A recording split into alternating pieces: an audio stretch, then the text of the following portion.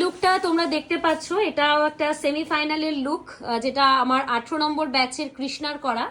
দেখো কত সুন্দর নিট অ্যান্ড ক্লিন কাজ করেছে। তোমরা লাইভে নিশ্চয়ই দেখেছো, লাইভে দেখলেই বুঝতে পারবে যে কোনো রকম কিন্তু ফিল্টার দেওয়া কাজ নয়।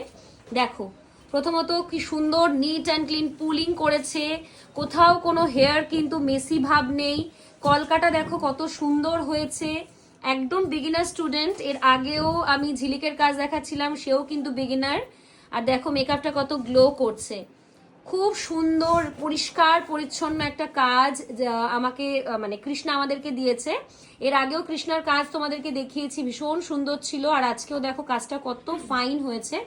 কৃষ্ণা টেনশন কেন মুখে? ভালো কাজ দিয়েছো, সেমিফাইনালে ভীষণ ভালো কাজ দিয়েছো, আমি খুবই স্যাটিসফাই হয়েছি তোমার কাজে।